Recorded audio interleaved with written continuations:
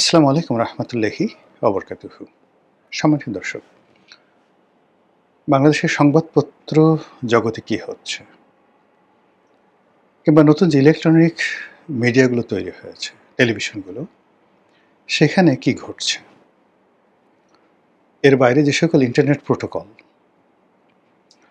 তারপর আইপিটিভি, এরপর প্রিন্ট মিডিয়ার যে ডিজিটাল ভার্সন প্রত্যেকটা প্রতিষ্ঠানেই আলাদাভাবে চালাচ্ছে, সেখানে কী ধরনের দলবাজি চলছে, বাসসে কি হচ্ছে, প্রেস ক্লাবে কি হচ্ছে, এই দৃশ্যগুলো আপনি কি জানেন? হয়তো বেশিরভাগ মানুষ যেহেতু মিডিয়া রিলেটেড না, হয়তো আপনি এই বিষয়গুলো জানেন না। কিন্তু এখানে যা কিছু হচ্ছে, আমি একজন মিডিয়া কর্মী হিসেবে যা দেখছি, এটা out of my imagination.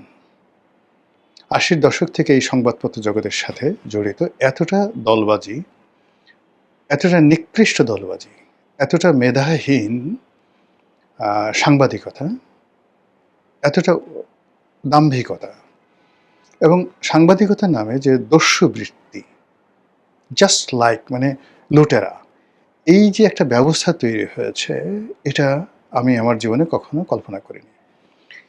Awami League জামানাতে Naimul Islam Khan আসতেন। তো নাঈমুল ইসলাম খান আমার সহকর্মী ছিলেন প্রথমে ইনকলাবে, পরে উনি আমার বস ছিলেন আজকের কাগজে। তো তিনি যে সকল কথাবার্তা বলতেন, যুক্তি দিয়ে, হাত নেড়ে, এতেই আমরা খুব রকম বিরক্ত ছিলাম তার প্রতি। কিন্তু তার কথাকে অস্বীকার করবে, তার যুক্তিকে অস্বীকার করবে, এরকম কোনো যাকে বলা হয় ন্যারেটিভ বিএনপি বা জামাত কারোর মধ্যে ছিল না। কিন্তু মানে সে যে কথাবার্তা বলতো, আজ যেমন সালাউদ্দিন সাহেব যেভাবে যুক্তি দিয়ে কথা বলতেন, ঠিক ওইভাবে কিন্তু নাঈমুল ইসলাম খান যুক্তি দিয়ে কথা বলতেন। ৭১ টিভিতে কয়েকজন পরিচিত মুখ ছিলেন। তাদের মধ্যে অন্যতম ছিলেন ফারজানা রূপা। তিনি যে অনুষ্ঠান উপস্থাপনা করতেন, তার সঙ্গে সঙ্গে আবার প্রধানমন্ত্রীর কার্যালয়ে তিনি প্রধানমন্ত্রীকে প্রশ্ন করতেন। তো সেই প্রশ্নের মধ্যে আওয়ামী লীগকে ডিফেন্ড করা, প্রধানমন্ত্রীকে উচ্চ মার্গে নিয়ে যাওয়া, এই কাজগুলো তিনি করতেন। এগুলো দেখে আমাদের খুব রাগ হতো, হিংসে হতো এবং মেজাজ গরম হতো। আর অন্যদিকে মোজাম্মেল বাবু, তারপর আরও যারা আছেন, শ্যামল দত্ত যা সিনিয়র, তো শ্যামল দত্ত তো তেলবাজি করতেন না, কিন্তু মোজাম্মেল বাবু যথেষ্ট তেলবাজি করতেন। কিন্তু মোজাম্মেল বাবুর যে কোয়ালিটি, তার যে যোগ্যতা, তার যে ডিভোশন, একটা দলের প্রতি যে ডিভোশন, এটার একটা ভীষণ রকম ধারাবাহিকতা আছে। আওয়ামী লীগের বিপদের সময় তারা ভীষণ রকম সাফার হয়েছেন, ছাত্রলীগ করেছেন, বুয়েটের ছাত্র ছিলেন, মেধা মননশীলতার সর্বোচ্চ পর্যায়ে। তো সেখান থেকে তিনি তেলবাজি করতেন, দালালি করতেন, এটা আমাদের ভালো লাগতো না। এমনকি সমকালের সম্পাদক প্রয়াত গোলাম সরোয়ার সাহেব, তো সাংবাদিকদের মধ্যে যে কজন একদম লিজেন্ড ছিলেন এরশাদ জামানাতে, খুবই প্রভাবশালী, খুবই মেধাবী, একদম লিজেন্ডারি। যেমন আমিনুল ইসলাম খান ৩টি মেজর পত্রিকা, ৩টি ডাইমেনশনে, যেমন আজকের কাগজ, ভোরের কাগজ এবং আমাদের সময়, এই ৩টি ভিন্ন আঙ্গিকের পত্রিকা একেবারে শতভাগ এস্টাবলিশড করে ওয়ান অফ দ্য টপ 5 পত্রিকায় নিয়ে যাওয়ার ক্ষেত্রে তার যে দক্ষতা, যোগ্যতা, এটা বাংলাদেশে আর কারো নাই, সেকেন্ড পিস নাই। তো সেই মানুষ শেখ হাসিনার পক্ষে কথা বলতেন। So there is a quality. আবার ইত্তেফাকের নিউজ এডিটর গোলাম সারোয়ার, তার যে নিউজ, ভিউজ, পত্রিকা চালানোর ক্ষমতা, সংবাদকে মূল্যায়ন করার ক্ষমতা, ওটা তিনি যতদিন জীবিত ছিলেন তার পাশে এত ইফেক্টিভ, পাওয়ারফুল যাকে বলা হয় নিউজ এডিটর বাংলাদেশে ছিলেন না। ওনার সঙ্গে নিউজ এডিটর হিসেবে তুলনা করার মতো আমি কাউকে দেখি না। তো সেই মানুষও একটা সময় এসে যখন শেখ হাসিনার প্রশংসা করতেন, যিনি এরশাদের জামানত অত প্রশংসা করতেন না, আমাদের খারাপ লাগতো যে এত বড় একটা মানুষ কেন এই দালালি করতে গেলেন। কিংবা ইকবাল সোবহান চৌধুরীর মতো এমিনেন্ট জার্নালিস্ট, অত্যন্ত ভালো বংশ, সৎ বংশ, তো তিনি কেন শেখ হাসিনার দালালি করতে যাবেন, দলের পক্ষে কথা বলতে যাবেন? তিনি সাংবাদিক হিসেবে তো সর্বজন শ্রদ্ধেয়, প্রেস ক্লাবের সভাপতি, ফেডারেল সাংবাদিক ইউনিয়নের সভাপতি, তার যে বর্ণাঢ্য ক্যারিয়ার, তারপর তিনি এই সরকারের সাথে সম্পৃক্ত ছিলেন। প্রধানমন্ত্রীর সে প্রেস উপদেষ্টা হয়েছেন। প্রেস সচিব, সচিব না ঠিক, প্রেস উপদেষ্টা হলেন। আমার কলিগও ছিলেন। আমরা একসঙ্গে অবজারভারে আমি কিছুদিন ছিলাম। তার সঙ্গে, সঙ্গে আবার সহকর্মী রূপে প্রেস কাউন্সিলে ৩ বছর আমিও মেম্বার ছিলাম, তিনিও মেম্বার ছিলেন। তো এত মানে উচ্চ মার্গের মানুষ, এত উচ্চ মার্গের মানুষ, ইভেন বেটার দেন তারা মতিউর রহমান কিংবা মাহফুজুর নাম সাংবাদিক হিসেবে এদের চাইতেও অনেক মানে হাই প্রোফাইলের সাংবাদিক। এবং ইকবাল সুবহান চৌধুরীর মতো মানুষ কেবলমাত্র আওয়ামী লীগের ট্যাগ লাগার কারণে আমরা বলছি আমাদের ভালো লাগেনি।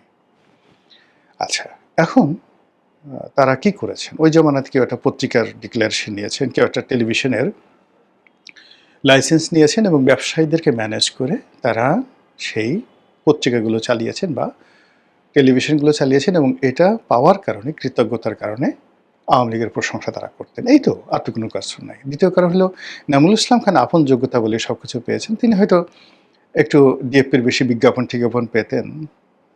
এছাড়া মানে তার পুরো ক্যারিয়ারই নিজের মতো করে তিনি করেছেন। ফারজানা রূপা বা মুন্নি শাহ, কিন্তু মুন্নি শাহর বদনাম হয়েছে, তারপরে প্রভাস আমিনের বদনাম হয়েছে। কিন্তু প্রভাস আমিন ইজ 100% যাকে বলা হয় প্রফেশনাল সাংবাদিক। একদম 100%। ওর শুধু প্রশ্নটা ছাড়া ওর জীবনে আর কোনো নেতিবাচক দিক নেই। কেউ বলতে পারবে না। এতটা প্রফেশনাল সে। তো দুর্নীতি বলেন, অনিয়ম বলেন, ওই যে এটিএন নিউজ থেকে যেটা বেতন পেত সেটা। মুন্নি সাহা, তার ভাই প্রণব শাহ, তারা দল করেছে, সব কিছু করেছে। কিন্তু শেষ দিকে আসলে আওয়ামী লীগের সঙ্গে দীর্ঘদিন ধরে তার গণভবনে ঢোকা নিষেধ, ভারতের সাথে সে নিষিদ্ধ ছিল। মানে তার আসলে জাতও গেছে, পেটও ভরেনি। তো যেহেতু মুন্নি শাহ বুদ্ধিমতী, সে ব্যবসা করেছে, সাংবাদিকতাকে পেশা হিসেবে নিয়ে অনেক ব্যবসা করার সুযোগ আছে। তো এখন দেখা গেল তার সারা জীবনের ট্রানজ্যাকশন ৩০০ কোটি টাকার ট্রানজ্যাকশন হয়েছে। তো ৩০০ কোটি টাকার ট্রানজ্যাকশন হয়েছে, এটা টাকা না, মানে ট্রানজ্যাকশন আজ জমা দিয়েছে, কাল দিয়েছে, মিলিয়ে একটা হিসাব বানিয়ে দিয়েছে যে আপনার অ্যাকাউন্টে ৩০০ কোটি টাকার ট্রানজ্যাকশন হয়েছে। এখন মুন্নি সাহা বাদ। তো এনিওয়ে, তো ওই আমলে যা কিছু হয়েছে সেটা এখন কি হচ্ছে? ইউনূসের জামানাতে দেখা গেল জামাতের যে সকল মানে সাংবাদিক, বিএনপি যে সকল সাংবাদিক যারা মূলত প্রেস ক্লাব কেন্দ্রিক রাজনীতি করতেন, দু কলম ভালো করে লিখতে পারেন না, তাদের কোনো লেখা কোনো পত্রপত্রিকায় ছাপা হয়েছে, আর মানুষ মানে এই ধরনের এরা যে সাংবাদিক, প্রেস ক্লাবের লোকজন শুধু জানে, বাইরের লোক কিন্তু জানে না। আমি যে নামগুলো বললাম এর কন্টেম্পোরারি বিএনপিতে যারা ছিলেন, যেমন আতাউর সামাদ সাহেব ছিলেন, গিয়াস কামাল চৌধুরী ছিলেন, তো এদের সমপর্যায়ের বিএনপি এবং জামাতের একজন সাংবাদিকের নাম বলেন তো, এখন মুখস্থ বলেন যে তার লেখা আপনি পড়েছেন, এই লেখাটা আপনি বলতে পারেন। একমাত্র মাহমুদুর রহমান আমার দেশ সম্পাদক ছাড়া আর কার নাম আপনি বলতে পারবেন বলেন? আর জায়দিনের শফিক রেহমান। কিন্তু Shafiq Rehman, Mahmudur Rahman is no more. এখন সুবিধাভোগী নন। তারা তাদের মতো লড়াই সংগ্রাম আগেও যেভাবে করেছেন আওয়ামী লীগ জামানাতে, এখনও তারা এই লড়াই সংগ্রাম করেছেন। কিন্তু যে সমস্ত লোকজন শুধুমাত্র আওয়ামী লীগের বিএনপির জামানাতে, আগের বিএনপির জামানাতে বিএনপি করতো, ছাত্রলীগ করতো, কিন্তু সাংবাদিকতায় পেশায় আসছে, তারা এই ২ বছরের মধ্যে কেউ বসুন্ধরা দখল করেছে, কেউ যুগান্তর গ্রুপ এর যে সমস্ত টেলিভিশন, যমুনা টেলিভিশন, যুগান্তর দখল করেছে, কেউ সময় টিভি দখল করেছে, কেউ গ্লোবাল টিভি দখল করেছে, কেউ ৭১ টিভি দখল করেছে, সালমান এফ রহমানের সেই যাকে বলা হয় ইন্ডিপেন্ডেন্ট দখল করেছে, আরেক গ্রুপ দখল করেছে এখন টিভি, আরেক গ্রুপ দখল করেছে সেই ডিবিসি। মানে সব জায়গাতে দখল বাণিজ্য। দখল করে তারা ওই মালিকদেরকে শুষে প্রথমত একটা বড় অ্যামাউন্ট নিয়ে গেছে, তারা দখল করেছে। এরপর মাসে মাসে বিরাট একটা টাকা নিচ্ছে, প্রতি মাসে তারা ফুল টাইম একটা গাড়ি নিচ্ছে। গাড়ি নিয়ে এই টোটাল গ্রুপটি রীতিমতো ফ্রাঙ্কেনস্টাইনের দানব হয়ে গেছে। তারা সরকারের পক্ষে একটা ন্যারেটিভ এই মিডিয়া থেকে আজ পর্যন্ত বের করতে পারছে না। সরকারের পক্ষে একটা ভালো কথা, ভালো জিনিস তারা তৈরি করতে পারছে না। আর অন্যদিকে যে কারণে ন্যারেটিভ তৈরি হবে, সেই ন্যারেটিভের রাস্তাটা বন্ধ করে দিয়ে পুরো সমাজ একটা চাপা উত্তেজনা তৈরি করছে। যেমন ধরুন, আওয়ামী লীগের লোকদেরকে ডাকা যাবে না, সরকার বিরোধী কোনো ধরুন একটা পত্রিকার নাম আপনি ধরেন কালবেলার কথাই চিন্তা করেন। এখন কালবেলাতে যদি সরকার বিরোধী একটা লেখা ছাপা হয়, সেখানে তারেক জিয়াকে, সরকারকে, অর্থমন্ত্রীকে, সময়টাকে ধরেন একেবারে নির্বিচারে ইন রিটেইন তথ্য প্রমাণ সহ একজন লোক একটা লেখা লিখল। আওয়ামী লীগের জমানাতে এরকম অসংখ্য লেখা আমি শেখ হাসিনাকে নিয়ে লিখেছি, সবাইকে নিয়ে লিখেছি। এমনকি ধরেন শেখ হাসিনা মানে এমনও অবস্থা ছিল যে দৈনিক নয়াদিগন্তে এমন সব ভয়ঙ্কর লেখা লিখেছি যে আগামী দিনে বঙ্গবন্ধুকে আর জাতির পিতা হিসেবে বিএনপি রাখবে না। বঙ্গবন্ধুকে জাতির পিতাকে বাদ দেওয়ার পরিবর্তে তারা বাংলাদেশি জাতীয়তাবাদ তৈরি করবে। এটা আমি 2016-17 সনের দিকে লিখেছি যে তারেক রহমান যদি কোনো ক্ষমতা আসে তাহলে সে তার পিতাকে বাংলাদেশি জাতীয়তাবাদের জনক হিসেবে সে প্রতিষ্ঠিত করার চেষ্টা করবে। চিন্তা করেন শেখ হাসিনার জমানাতে সেই কথা লিখেছি। আজকের দিনে দেখলাম একটা লিডিং পত্রিকার একটা জিনিস হলো, একটা পত্রিকাতে এক ভদ্রলোক কলামিস্ট, নাম কলামিস্ট, সে শুধু এক জায়গায় লিখেছে শেষের একটা প্যারা লিখেছে যে শেখ হাসিনার 3টি সরকারের নাম ছিল। প্রথম সরকার ছিল বিনা ভোটের সরকার 14তে, এরপর ছিল রাতের ভোটের সরকার, তারপর ছিল আমি নামের সরকার। একইভাবে এখন আমি এবং মামুদের সরকার, সংসদ, এই কথাটা শুরু হয়ে গেছে। এই আমি এবং মামুদের সরকার কতদিন চলবে, কি পরিণতিতে যাবে, এটা আল্লাহ জানে। এই কনক্লুশনে খালি এই কথাটা বলার কারণে সেই বিএনপির এই সকল পান্ডারা রাত্রি 12টার সময় এই পেস্টিং থেকে মানে ছাপা হয়ে যাবে, শুধু ছাপাখানায় যাবে, প্লেট বানাবে, ওই অবস্থায় ওই লেখা ওখান থেকে তাদেরকে ছিঁড়ে এই দলবাজি প্রমাণ করতে হবে। বোঝার চেষ্টা করেন, এইরকম দলবাজি চলতেছে।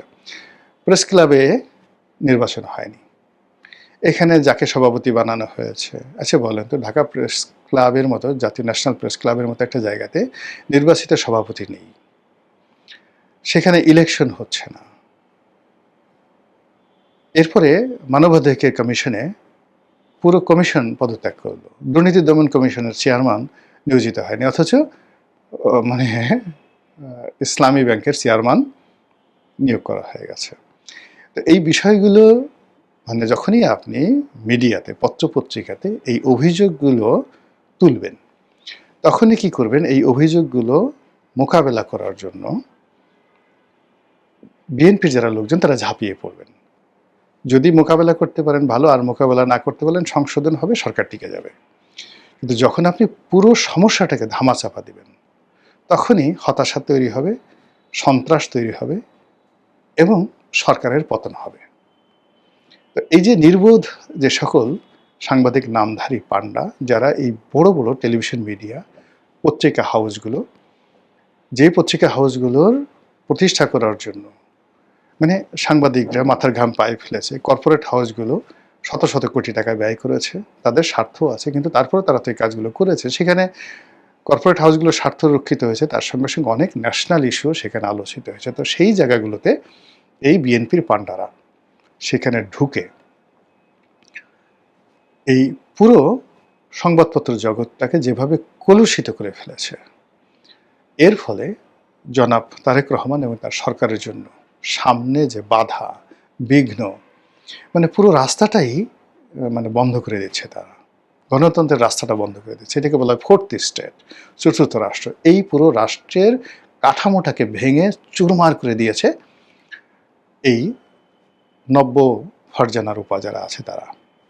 ফলে এই নব্য ফারজানা রূপা বা মোজাম্মেল বাবু বা যারা আছে, তারা আগের যে ফারজানা রূপাদেরকে যদি আপনি ফেরেশতা এদের সাথে তুলনা করেন, তাহলে আগের ফারজানা রূপা আছে তাদেরকে মনে হবে এরা ফেরেশতা, আসেন ফারজানা রূপার পা ধরে সালাম করি। আর এখন যারা যে কাজগুলো করছে, এরা পুরো দেশ জাতিকে অন্ধকার করছে, সরকারকে অন্ধকারের মধ্যে ফেলছে, তারেক রহমানকে বিপদের মধ্যে ফেলছে, বিকজ ডিউ টু ইগনোরেন্স। এরা লেখাপড়া জানে না, এরা লিখতে জানে না, এরা পড়তে জানে না, এরা সভ্য কোনো সমাজে মিশেনি, এরা ভালো করে কোটটাই পড়েনি, এরা 17 বছর অভুক্ত ছিল, রোগাক্রান্ত ছিল, এবং এদের এই হঠাৎ করে গত 2 বছরে এদের এতটা চর্বি জমে গেছে বিভিন্ন কর্পোরেট হাউস থেকে, মিডিয়া হাউস থেকে, বিভিন্ন জায়গা থেকে তারা এই টাকা পয়সা নিয়ে এক একজন মেদ হয়ে গেছে। একজন সাংবাদিক কথা বলে, যেমন দেখা গেল সে তার সংসার চলতো না, হেঁটে হেঁটে বেড়াতো। সে তা এখন এই জমানাতে দুটো সেই ল্যান্ড ক্রুজার প্রাডো ব্যবহার করে। দুটো কোম্পানির মানে কর্পোরেট হাউসের সে উপদেষ্টা। তো সেই হিসেবে সে দুটো কোম্পানি থেকে দুটো প্রাডো গাড়ি ব্যবহার করে। দুটো হাউস থেকে ৫ লাখ, ৫ লাখ, ১০ লাখ টাকা সে প্রতি মাসে নেয়। নিয়ে দুটো হাউসের কোথাও যায় না, সারাদিন প্রেস ক্লাবে ঘোরাফেরা করে। এরকম কয়জনের নাম আমি বলবো, সবাই জানে। এবং এটা নিয়ে বিএনপি যারা সত্যিকার অর্থে সাংবাদিক, সিনিয়র সাংবাদিক, লেখেন, বলেন ভালো, তাদের মধ্যে যে বিক্ষোভ চলছে, আর অন্যদিকে আওয়ামী লীগের লোকজন যেভাবে মুখ টিপে টিপে হাসছে, এটার পরিণতি সরকারের জন্য কতটা খারাপ পরিণতি বয়ে নিয়ে আসে, খুব বেশি দিন অপেক্ষা করতে হবে না। মহান আল্লাহ আমাদের সবাইকে হেদায়েত দান করুন এবং হেফাজত করুন। আসসালামু আলাইকুম রহমতুল্লাহি ওয়া বারাকাতুহু।